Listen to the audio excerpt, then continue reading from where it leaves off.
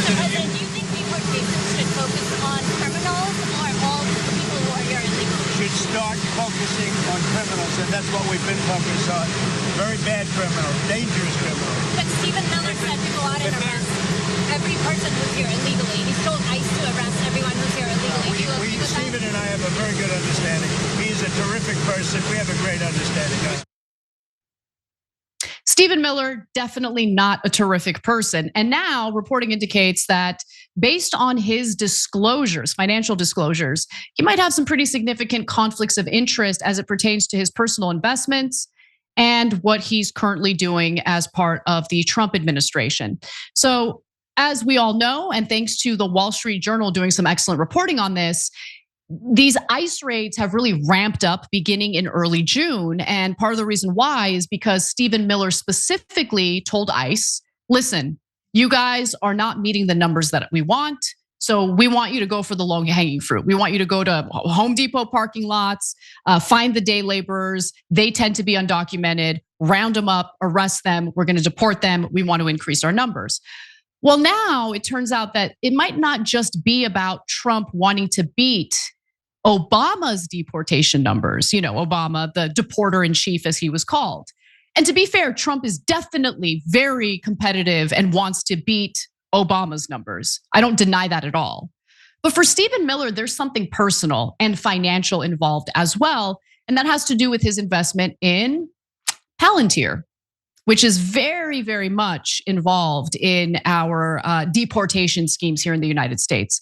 So according to ethics disclosure reports released by the White House, Miller owns between $100,000 and $250,000 worth of stock in Palantir, which of course is Peter Thiel's data and intelligence software company that has several lucrative contracts with immigration and customs enforcement to track data and conduct surveillance on undocumented immigrants and soon American citizens.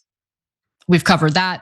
We'll continue covering that as that story develops. But nonetheless, Miller isn't the only one in the Trump administration with investments or stock in the company, but he does have the largest stake. Miller's investment could pose a severe conflict of interest, obviously, especially since Palantir has had close ties to ICE. By the way, dating as far back as the Obama administration. And I'm not doing this like both sides thing, but we also have to be real about the Democrats because the Democrats, they're different from the Trump administration in that they don't make a big show of the deportations that they engage in. But I went back and read stories from the Obama administration about how he had no problem separating. He had no problem separating families. If the children were born here in the US, they could stay here because obviously they're citizens, but he would deport the parents all the time. And it's amazing to me that the same Democrats who obviously are pointing to the cruelty that we're seeing on the streets right now with these ICE raids, they totally gave Obama a pass. They didn't freak out about what Obama was doing. So we need to hold government officials, politicians, presidents accountable regardless of their party. Otherwise, you're just a hypocritical person, okay? Now, with that in mind, let me give you some more on what we've learned about Stephen Miller's financial disclosures. So Palantir, I should note, received a $41 million government contract back in 2014. This is during the Obama administration, and created custom software for ICE, referred to as investigative case management. Now, deportations have escalated pretty quickly following Miller's directive to ICE officials in early June. But months earlier in April, this is super important.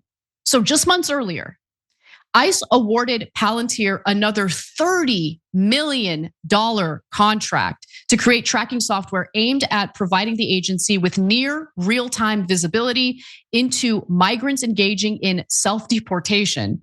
According to documents obtained by Wired, one of the core functions of the program, dubbed Immigration OS, very creative, would be to streamline and prioritize selection and apprehension operations of illegal aliens. And I'm reading that verbatim. So Reuters reports that this is the largest single federal contract that Palantir has been able to secure from a federal government agency, in this case, ICE. And Don Fox, who's the former acting head and former general counsel of the Office of Government Ethics, has outlined a possible scenario illustrating how Miller could cross an ethical line if Miller was in a meeting involving DHS officials talking about whether the data analytics capability of DHS needs to be improved or changed in some way, knowing full well that Palantir would be the beneficiary. And if Palantir is going to be the beneficiary, well, the value of your shares are going to increase. This is why having government officials, whether we're talking about members of Congress or members of Trump's cabinet or any presidential cabinet, investing in individual stocks is such a problem because it does create a conflict of interest. Now, look, Stephen Miller absolutely hates immigrants. He doesn't hide it. I think he would do what he's doing right now, regardless of his investments in Palantir.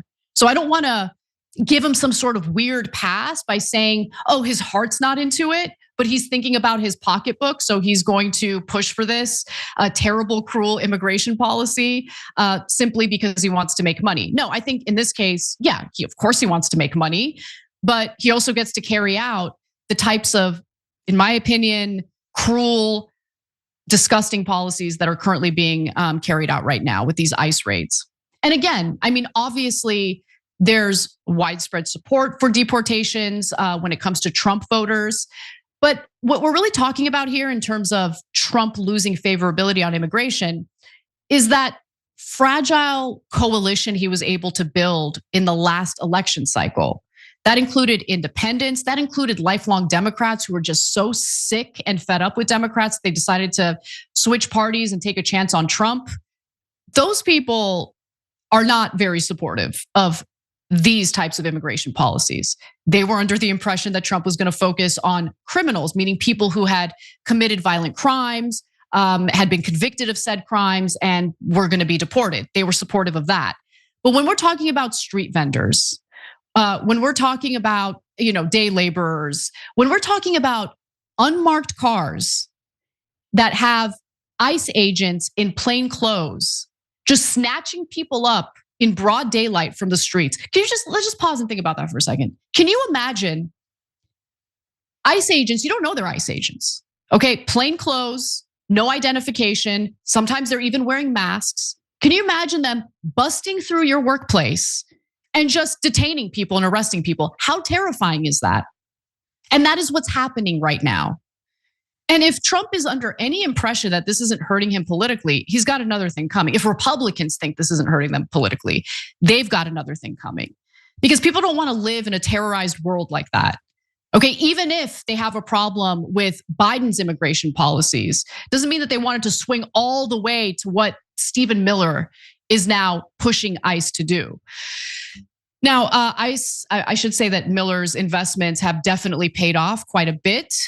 So Palantir Technologies has been the top performing S&P 500 index stock over the past year. Shares of Palantir have risen over 92% year to date. Moreover, shares have gained 490% just in the past year.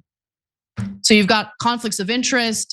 You've got a pretty scummy guy who's hated immigrants forever and isn't afraid to be vocal about it.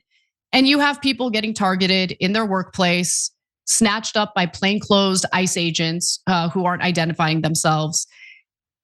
It's just a complete and utter disaster. And to know that there are people making a lot of money out of this really grosses me out. But that's the reality, and you should know about it. Every time you ring the bell below, an angel gets his wings. Totally not true, but it does keep you updated on our live shows.